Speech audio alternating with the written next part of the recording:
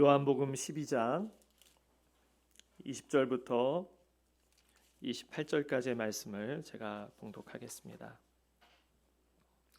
명절에 예배하러 올라온 사람 중에 헬라인 몇이 있는데 그들이 갈릴리 베세다 사람 빌립에게 가서 청하여 이르되 선생이여 우리가 예수를 배우고자 하나이다 하니 빌립이 안드레에게 가서 말하고 안드레와 빌립이 예수께 가서 여쭈니 예수께서 대답하여 이르시되 인자가 영광을 얻을 때가 왔도다. 내가 진실로 진실로 너희에게 이르노니 한 알의 밀이 땅에 떨어져 죽지 아니하면 한 알 그대로 있고 죽으면 많은 열매를 맺느니라. 자기의 생명을 사랑하는 자는 잃어버릴 것이요 이 세상에서 자기의 생명을 미워하는 자는 영생하도록 보전하리라. 사람이 나를 섬기려면 나를 따르라. 나 있는 곳에 나를 섬기는 자도 거기 있으리니 사람이 나를 섬기면 내 아버지께서 그를 귀히 여기시리라. 지금 내 마음이 괴로우니 무슨 말을 하리요. 아버지여 나를 구원하여 이 때를 면하게 하여 주옵소서. 그러나 내가 이를 위하여 이 때에 왔나이다. 아버지여 아버지의 이름을 영광스럽게 하옵소서 하시니 이는 하늘에서 소리가 나서 이르되 내가 이미 영광스럽게 하였고 또 다시 영광스럽게 하리라 하시니. 아멘. 하나님, 오늘도 주님의 말씀을 증거할 때 성령님께서 충만한 은혜로 우리 모두에게 임하여 주시고 말씀을 전한 저에게도 담대히 증거할 수 있도록 기름 부어 주시옵소서. 예수님의 이름으로 기도합니다. 아멘. 네, 오늘 예배 후에 사무총회가 있습니다. 한 해를 마무리하고 새해를 바라보는 이 자리에 먼저 올 한 해 동안 우리에게 베풀어 주신 은혜에 감사드립니다. 올해 초 하나님께서 우리 교회에 주신 약속의 말씀이 있었죠. 지금 띄어버렸는데 요한복음 14장 12절 나를 믿는 자에는 나의 하는 일을 저도 할 것이요 또한 이보다 더 큰 일도 하리니 이 말씀을 주셨습니다. 예수님께서 제자들에게 하신 이 약속 우리에게도 주셨다고 믿고 이 말씀 붙잡고 한 해를 지속해 왔습니다. 돌아보면 참 부족함도 많았지만 그러나 하나님께서는 약속하신 대로 우리와 함께 하셨잖아요. 우리를 통해 일하셨습니다. 또 우리가 볼 때 비록 작게 보인다 할지라도 하나님은 놀라운 일들을 우리 가운데 행하신 줄로 믿습니다. 남은 연말 우리가 그 은혜를 기억하면서 감사함으로 보냈으면 좋겠어요. 예수님께서 더 큰 일을 행하리라 이렇게 말씀하셨는데요. 제자들이 더 대단한 능력을 갖게 된다. 사실 그런 뜻은 아니었습니다. 예수님께서 승천하신 후에 성령을 통해서 더 많은 사람들에게 복음이 전파되고 또 더 많은 생명이 구원받게 될 것이다. 그러한 약속이었겠죠. 한 분이셨던 예수님의 사역이 이제는 수많은 제자들을 통해서 온 세상에 퍼져 나가게 될 것이라는 뜻이었습니다. 이게 바로 하나님 나라의 원리인 것이죠. 한 사람이 다른 사람을 세우고 또 세움받은 사람이 또 다른 사람들을 계속해서 세우는 것. 12 제자를 세우셨을 뿐만 아니라 그 제자들이 또 다른 제자들을 세웠습니다. 그리고 2000년이 지나서 오늘 우리에게까지 복음이 전파되었습니다. 새해에도 우리는 이 원리를 따라서 살아야 될 것이죠. 내가 세움받고 또 누군가를 세워주는 삶, 그 삶을 통해서 하나님 나라가 확장되는 것입니다. 오늘 본문이 바로 이 원리의 핵심을 보여주는 것이죠. 한 알의 밀이 땅에 떨어져 죽으면 많은 열매를 맺는다. 새해를 앞둔 우리에게 주시는 이 하나님의 약속으로 함께 은혜를 나누고 싶습니다. 오늘 본문을 이해하기 위해서는 먼저 요한복음 12장의 상황을 살펴봐야 됩니다. 오늘 본문의 배경은요 6월절, 이제 6월절이 다가왔거든요. 예루살렘에 이제 입성을 하셨고 많은 사람들이 종려나무 가지를 흔들면서 호산나 호산나 이렇게 외쳤습니다. 그런데 오늘 본문의 20절의 말씀을 보면은 명절에 예배하러 올라온 사람 중에 헬라인 몇이 있었다라고 했습니다. 이방인들이잖아요. 헬라인, 이방인들이 왔다는 겁니다. 그런데 그들은 빌립에게 와서 선생님, 우리가 예수님을 배우고 싶습니다. 이렇게 요청했다는 거예요. 유대인이 아닌 이방인들이 예수님을 찾아왔다는 거예요. 그런데 이 소식을 듣고 예수님이 뭐라고 말씀하셨습니까? 23절에 보면은 인자가 영광을 받을 때가 왔다. 헬라인이 찾아온 것이 예수님께는 영광을 받을 때가 왔다라는 신호라는 거예요. 왜 그렇습니까? 이방인들이 예수님을 찾아온 것은요, 복음이 이제 유대인의 울타리를 넘어서 온 세상으로 이제 퍼져 나갈 것이라는 것을 예고하는 사건이라는 겁니다.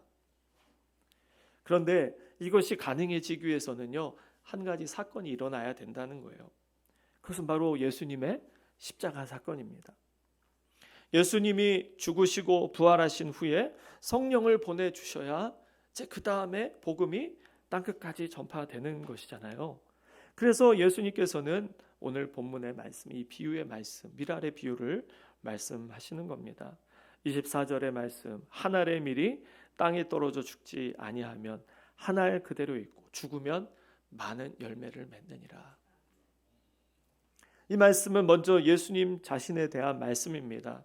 예수님께서 십자가에서 죽으심으로 많은 열매, 곧 구원받을 수많은 생명이 나타나게 될 것을 말씀하시는 거잖아요. 그러나 동시에 이 말씀은 예수님을 따르는 수많은 사람들에게도 적용이 됩니다. 25절, 26절에서 예수님께서는 자기 생명을 사랑하는 자, 미워하는 자, 그리고 예수님을 섬기고 따르는 자에 대해서 말씀을 하시는데요. 오늘 이 말씀을 통해서 저는 새해 이 미랄의 이야기를 통해 우리에게 주시는 약속, 이 약속을 붙잡고 함께 나아가기를 소망합니다. 첫 번째로 미랄의 약속입니다. 미랄을 통해 주시는 것은 우리에게 약속을 주셨다는 거예요. 어떤 약속이냐? 죽으면 반드시 열매를 맺는다라는 겁니다. 우리 이 말씀을 대할 때 보통 우리가 죽어야 된다 이게 초점을 맞췄는데 오늘은 뒤에 것에 초점을 맞추고 싶어요. 반드시 열매를 맺는다는 겁니다. 이것은 주님의 약속입니다. 한 알의 밀이 땅에 떨어져 죽지 아니하면 한 알 그대로 있고 죽으면 많은 열매를 맺는다. 이것은 자연 법칙인과 동시에 하나님의 약속이에요. 밀알이 땅에 떨어지면 어떤 일이 벌어집니까? 정말 죽는 거죠. 껍질이 썩고 형체가 사라지고 눈에 보이지 않게 됩니다. 완전히 죽은 것처럼 보여요. 그러나 그 죽음이 끝이 아니죠.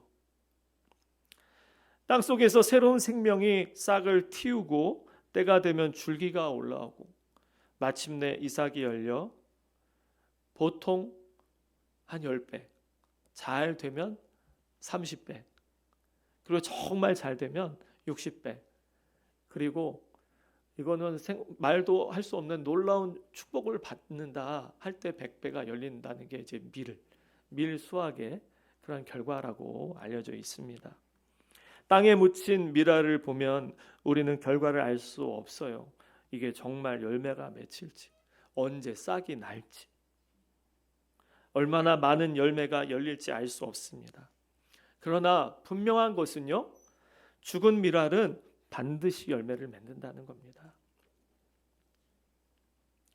죽은 밀알은 반드시 열매를 맺는다. 이것은 하나님께서 창조 때부터 심어 놓으신 창조의 법칙이고 영적인 영역에서도 동일하게 적용되는 약속이라는 거예요. 새해에도 저는 열매를 맺기를 소망하는 마음으로 어떻게 새해 하나님 어떤 약속을 주시렵니까? 하다가 이 말씀이 다가왔습니다. 그리고 표도 잘 정해야 되잖아요. 그래서 저렇게 정했는데 여러분 마음에 드신지 모르겠어요. 저희 아내가 그러더라고요. 묻히고 맺히고 묻히고 맺히고 뭐 음식을 할 때 그런 느낌으로 다가오기도 하는데 밀알되어 묻히고 생명되어 맺히고 사랑하는 가족과 우리의 이웃, 친구가 예수님을 믿게 되기를 소망합니다. 그러나 열매를 맺으려면 먼저 씨앗이 땅에 묻혀야 되고 씨앗이 죽어야 합니다.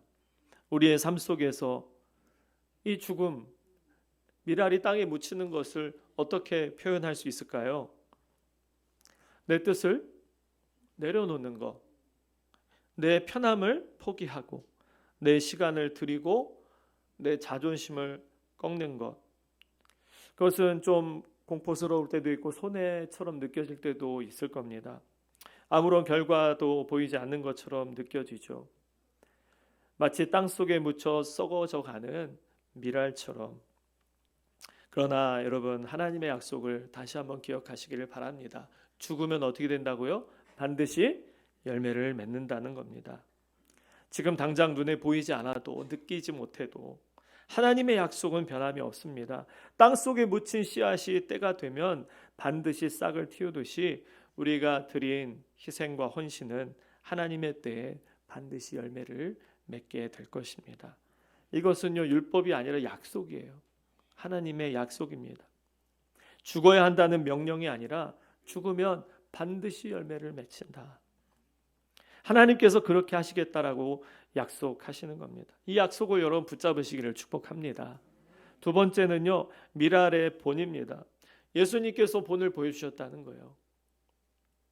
말씀만 하신 게 아니라 본을 보여주셨다는 겁니다. 예수님은 오늘 이 본문의 말씀 이후에 얼마 안 돼서 십자가에 달리셨어요. 못 박히시고 피 흘리시고 숨을 거두셨습니다. 무덤에 장사되셨습니다. 세상이 볼 때는 이렇게 큰 실패자가 어디 있겠어요. 가장 가까이 있던 사람이 버린 겁니다. 떠나간 겁니다.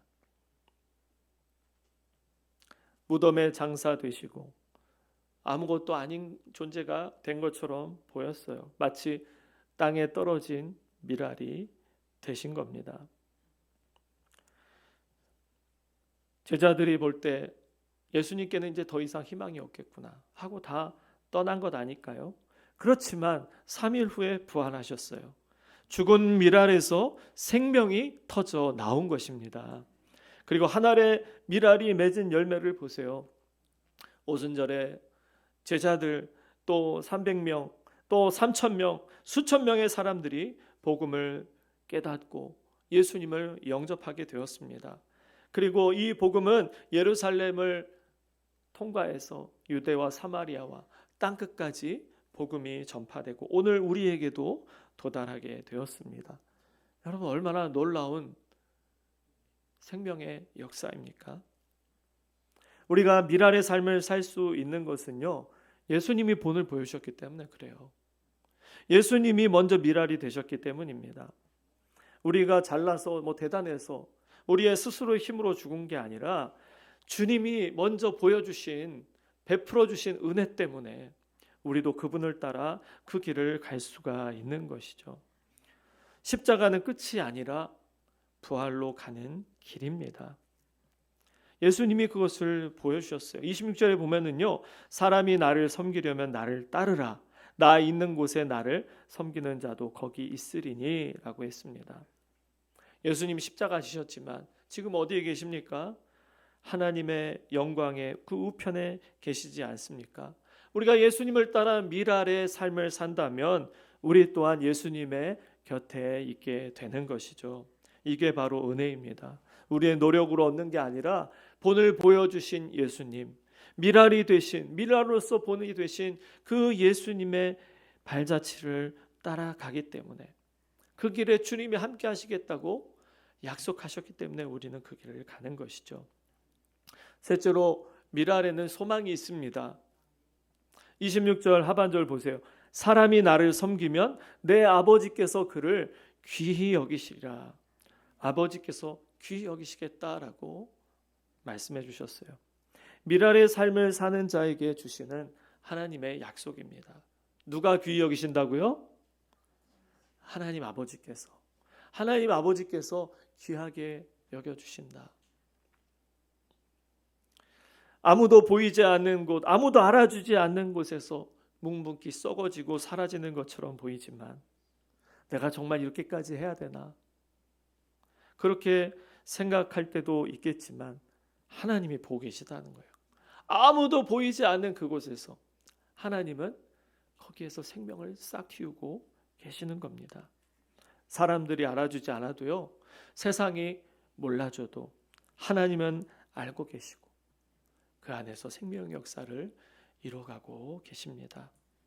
여러분이 귀하게 여기신다는 이 말씀이 존귀하게 하다, 영예를 주다라는 의미가 있습니다.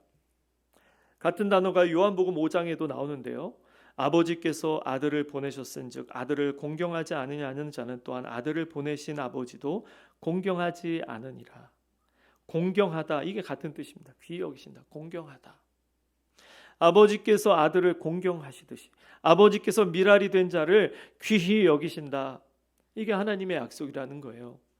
당장 결과가 보이지 않다 할지라도 하나님이 보시고 기억하시면서 영광으로 때가 되면 갚아주시겠다 말씀해 주시는 거예요. 새해를 앞두고 우리에게 필요한 이 약속에 여러분 믿음을 가지시기를 축복합니다. 미랄의 삶은 참 쉽지 않아요. 그렇죠? 어렵습니다. 내 뜻을 내려놓고 내 편함을 포기하고 내가 먹고 싶은 거, 막 입고 싶은 거, 누리고 싶은 거 때로는 포기하고 누군가를 섬기는 일에 써야 되고 전도하는 일에 써야 되고 누군가를 위해 희생하는 것은 참 고통스럽잖아요. 그러나 우리가 허공에 주먹질하는 게 아니라는 것을 여러분 기억하세요. 우리가 주님을 위해 뿌리는 씨는 반드시 거둔다는 것, 하나님께서 그것을 귀히 여겨주신다는 것을 여러분 기억하시길 바랍니다. 이제 4일 후면 이제 성탄절입니다. 오늘 우리 교회는 이제 VIP 초청 잔치를 준비하고 있습니다. 여러분이 기도하면서 초대한 또 여전히 기도하고 계신 소중한 분들이 계실 겁니다. 오시겠다고 약속하신 분도 있을 거고 망설이는 분들도 있을 거예요. 그럼 그분들을 위해서 기도하시기를 바랍니다. 소망 가운데 이번 성탄절이 아니어도 좋습니다. 언젠가는 올 거라고 믿고 기도하시기를 바랍니다. 우리가 뿌린 사랑의 씨앗, 우리가 건넨 초대의 한마디, 그것이 사실은 미랄이 되는 거예요. 미랄의 삶이 되는 겁니다. 당장 결과가 보이지 않아도 여러분 괜찮습니다. 제가 뭐라고 안 할 거예요. 하나님께서는 우리의 그런 미랄의 삶을 보시고 때가 되면 열매를 맺게 하실 겁니다. 올 한 해 더 큰 일을 행하리라 약속 가운데 살아왔듯이 새해 하나님께서 주시는 이 새로운 약속, 미랄되어 묻히고 생명되어 맺히고 하나님께서 그 약속대로 이루실 것을 믿습니다. 오늘 주신 이 말씀을 여러분 개인적으로도 약속의 말씀으로 받고 가시기를 바랍니다. 한 알의 밀이 땅에 떨어져 죽지 아니하면 한 알 그대로 있고 죽으면 많은 열매를 맺느니라. 미랄의 약속을 믿으시기를 바라요. 미랄의 본을 따르시고 소망을 품으시기를 바랍니다. 전도의 열매를 맺었으면 좋겠어요. 제가 뿌리는 거에 대해서 많이 얘기는 했지만 누군가는 뿌려야 거둔다고 했잖아요. 그죠? 근데 누군가는 또 거둬야 돼요. 다른 사람이 뿌린 씨 누군가 거두지 않으면 새가 쪼아먹고 이상한 사람들이 쪼아먹을 수 있습니다. 우리가 부지런히 추수하는 그 자리에 있기를 소망하고 우리 한샘교회가 이제 추수하는 그러한 계절 쓰임받는 주님의 종들이 되기를 소망합니다. 이 시간 우리 같이 기도하겠습니다. 오늘 말씀을 기억하면서 하나님, 이 놀라운 하나님 나라의 원리, 미랄이 되어 땅에 묻혀 죽으면 많은 열매를 거둘 것이다. 이 약속을 하나님 우리 가운데 이루시기를 원합니다. 여전히 우리가 씨를 뿌려야 되는 그 자리에 씨를 뿌리게 해주시고 그러나 주님 거둬야 되는 그 자리에 우리가 있게 해주시고 하나님 정말 우리가 미랄에 담겨있는 놀라운 그 비밀이 밝히 드러나고 우리 가운데 보여지게 해주시고 열매 맺게 달라고 특별히 성탄절 VIP 초청잔치 하나님 우리가 품고 기도한 또 우리가 지역 가운데 계속해서 나누었던 전도지를 보고 또 반응하는 사람들이 있게 해주시고 그래서 우리 교회가 이 시대에 다시금 이 추수할 곡식들을 거두는 교회가 되게 해 주시옵소서. 열매를 거두게 해주시고 새해에 하나님의 크신 역사를 보게 하여 주시옵소서. 우리 같이 통성으로 기도하겠습니다. 하나님 아버지 감사합니다. 오늘 우리에게 주시는 약속 미라를 통해 우리에게 보여주신 그 놀라운 구원의 또 생명의 약속을 다시 한번 우리의 마음에 품고 새해를 우리가 기도하며 또 준비하며 맞이하기를 원합니다. 주님, 한 해 동안 하나님께서 우리 가운데 베푸신 은혜를 인하여 감사합니다. 이제 주님, 우리가 사무총회를 하며 또 하나님의 은혜를 감사하고 이제 또 새해 하나님 우리 가운데서 새로운 역사를 이루실 놀라운 하나님의 구원을 보기를 소망하며 나아갑니다. 특별히 이번 주에 있을 성탄 감사 예배 때 우리가 우리의 이웃들을 초청하고 기쁨으로 우리가 그들을 환대하며 그리스도의 사랑 안에서 함께 교제하기로 한 우리 귀한 우리 이웃들, 우리의 친척 가족들, 하나님 그들을 초청하여 함께 예배합니다. 하나님, 주님, 많은 사람들이 주 앞에 돌아오는 것을 보게 해주시고 특별히 우리 곁에 있는 이웃들이 주님 앞에 돌아오는 것을 보게 하여 주시옵소서. 주님, 주님께서 우리 교회에게 맡겨주신 귀한 사명, 이 지역 가운데, 이 시대 가운데 이곳의 교회를 세우게 하시고 맡겨주신 사명이 있음을 믿습니다.